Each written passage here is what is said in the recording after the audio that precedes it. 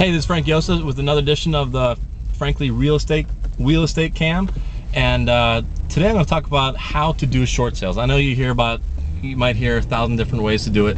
This is my way, and hopefully you'll find something different about it.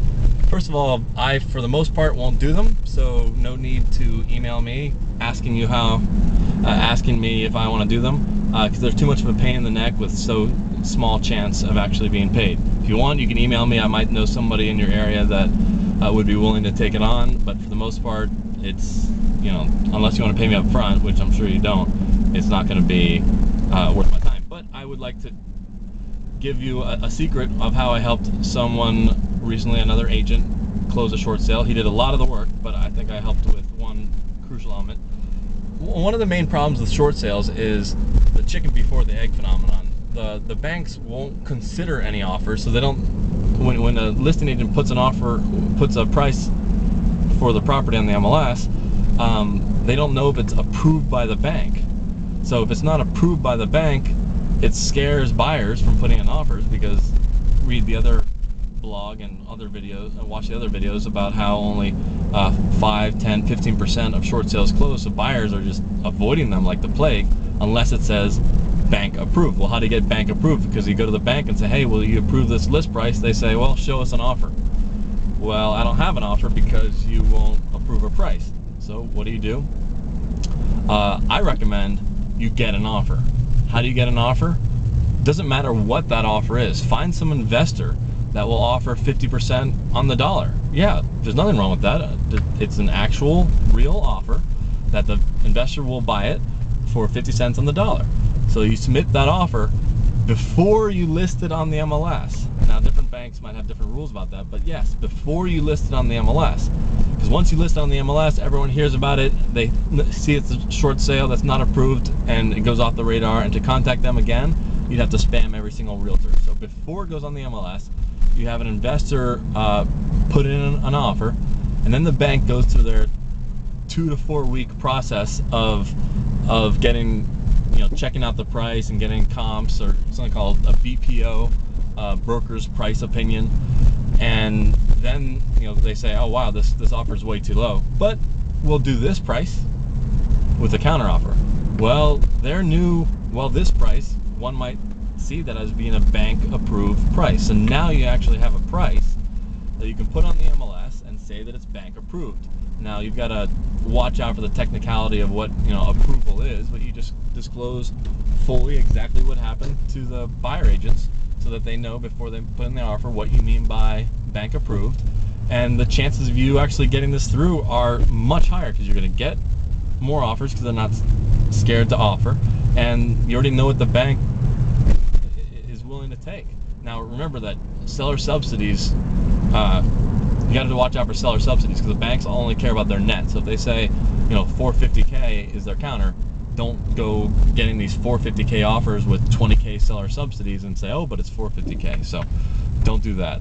But there's other steps to getting a short sale approved, which I can't really go into right now, but getting all the paperwork processed properly, sending them a packet instead of waiting for them to send you a packet for a month. Here's another big thing: whether or not you are paying your mortgage. I cannot tell someone not to pay their mortgage, and that's not a hinted way of saying don't pay your mortgage. We're just not allowed to say that. But just think in terms of how a bank views things. Why would they eat $50,000 or $100,000 if you're current and up to date on your payments? I have heard of situations where they have approved it, but for the most part, it does not seem logical. If they know that you're finding a way to pay it, why in the world would they, give you $50,000? They know that it's a huge incentive or disincentive for you to, lose your credit rating. So they know that a lot of people will find a way to make their payments. This is very important. If you're a buyer agent and you're putting an offer on a place, you need to ask, as one of the 10 questions, has your seller stopped making payments? If your seller hasn't stopped making payments, the statistical chances of that bank approving that short sale are going to go down. So on the listing side too, you have to know, how bad are you off? Another thing is, a lot of people aren't badly off, they have money in the bank, and they want the banks to just, you know, they don't want to tell the banks how much money they have and have the banks eat the 100K loss. It's not going to happen. They're going to do a very diligent check on your account, and they need to see that you are near bankruptcy, and your letter has to be, you know, has to show that. So, but yeah, don't wait the month or 2 months in order to wait for the lender's packet. Just send them, and I've got some stuff I can send you.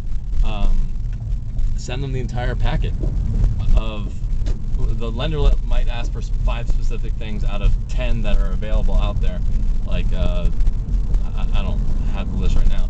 Send them all 10, and then that gets the ball rolling. Send them all 10, send them the offer,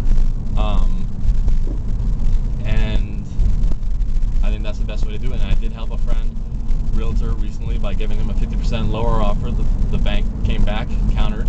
My investor was like, you know, no way. But now they had a bank approved price. He was able to put on the MLS, short sale approved. And by the way, on Frankly MLS, you can do a search for your county or zip code, short sale approved, or even just the word approved, with the ED at the end, because approval means it still needs to be approved, pending third-party approval, but approved means that it's already been accepted by the bank, and the chance of you getting that through might be like 50%. Yeah, still pretty low, but so try that out. And I'm sorry for your situation on your property that you're trying to unload. And email me. I might be able to help you out, but most likely I won't be able to. All right.